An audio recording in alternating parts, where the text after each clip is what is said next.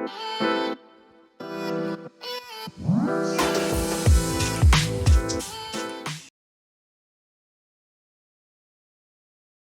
of come full circle back to our design topic, design pillar, I should say. And one of the fundamental accelerators in terms of building a business that runs without you is mapping the withdrawal journey. And that's typically where we start with most of the firms we work with. It's where we start in our Wize Vault journey as part of the 18 steps that everyone has access to in the Wize Vault. But it's one of the most important pillars in building your business, Ed. So I was hoping you might start us off with just a little bit of reflection and insight for the benefit of everyone listening in today. You work hands-on, or you've worked hands-on with a lot of practice owners in the last 12 months, scattered across the world. And just wanted to get a glimpse into what's been happening in the inside four walls of those meetings. What are the trends? What are the things you've been seeing? And anything you'd like to share with the group for the benefit of their own journey. Sure. Thanks, Brenton. Yeah, for me personally, the thing that's most rewarding is obviously seeing the firms improve and get better. And there's a lot of pain out there where people are working very long hours and putting in, a lot of hard work, and they're not getting a return on the hard work they're putting in, or, it's taken them away from their family, and other things have been hurt by the hours they're putting in. And the greatest thing for me is just seeing how they're improving and changing lives, and the systems they're putting in. And Jamie went from, when I first worked with him, working 60, 70, 80 hours a week, couldn't take holidays, and couldn't even spend time with the family. When he was on holidays, he was answering emails and emailing. And today his business is 3 times bigger than what it was, and he no longer works in it. So that's brings me a lot of satisfaction when I see firm owners who follow the Wize way, and they're getting the same results and outcomes, and it's life-changing. So for me, that's the greatest reward that I get out of it. What I see in firms when we work, it's always the same. It's around people. I've often said that people are our greatest challenge, but they're also our greatest asset. And most of us grew up, if you like, in a grinding role.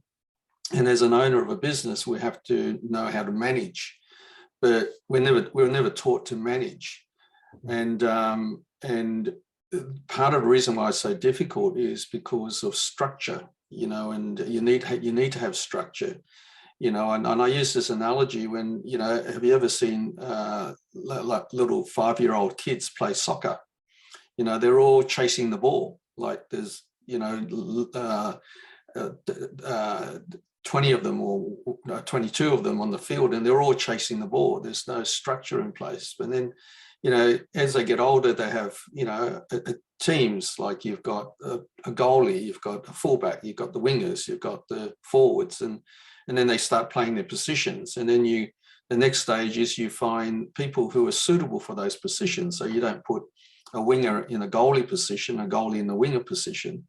So you've got to build structure for staff to work within, and then you've got to place them in the right role so that they're working in their flow.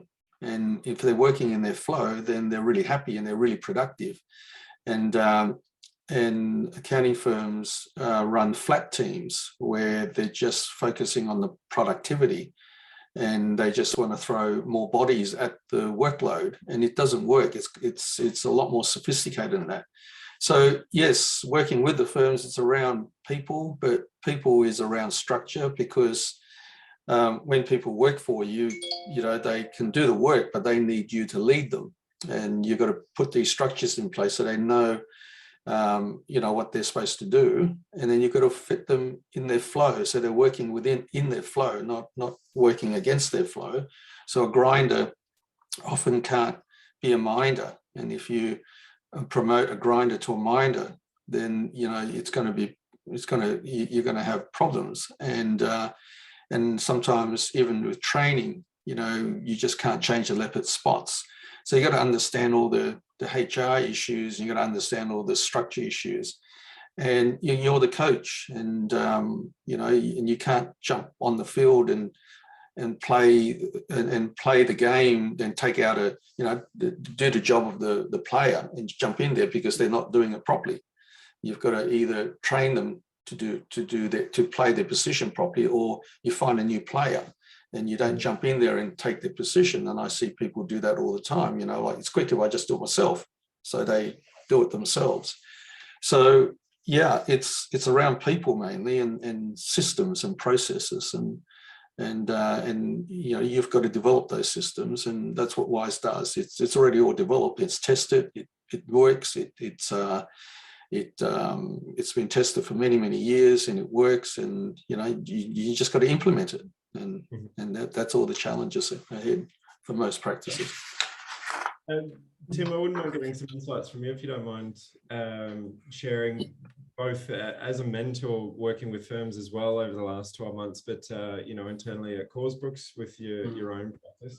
Any particular highlights or insights that stand out from your mentoring meetings throughout the year? Just the importance of knowing what you want to get out of the business. We begin with the end in mind, and everyone wants different things out of it. And so it's really important to step back. This is probably a good time of the year to do it, to step back another year's down the drain, and just think about, is this getting me closer to my goal, or what is my goal? And yeah, just take stock. It's very crazy and hectic in this industry, so it's really good every now and then. And we do that in the monthly board meetings I do as well. And it's a really good example of why they're really good, because it forces you to take some time out each month to think about those quad B and those bigger picture things. But yeah, that would be key. Also, just documenting everything you do. It's impossible to delegate and withdraw unless you document how to do things in the first place. Don't wait until you get the process perfect. It's never perfect. Often I don't realize where the problems are in a process until we start documenting process. So yeah, that's another one that sounds really simple. Jamie bangs on about that one a lot, but we've seen huge benefits from doing that this year, and we're going to do a lot more of it in the year to come. Great. Thomas, anything from your side of things at TMS, or again from the mentoring you've been doing with firms throughout the year? Yeah, it's been a great year of mentoring, and I actually have my own board meeting with Ed this afternoon, so I have to report in the same way other people report to us. The greatest thing was being able to hone all the structures in so that reporting it through the Fab 5 KPI allows you to just tell so much from these KPIs. And when the structure is in place, it's easier to captain the ship through the Fab 5 than if it was like this chaotic marketplace that's going on, because people are just honed in around that. And that's what I found this year with firms was, it's all, like Ed said, it's about the people, a lot of recruiting, a lot of team designing, restructuring, evaluating people, whether they belong in the right role or not, so that they can start honing themselves around targets. And it's been a highlight of this year.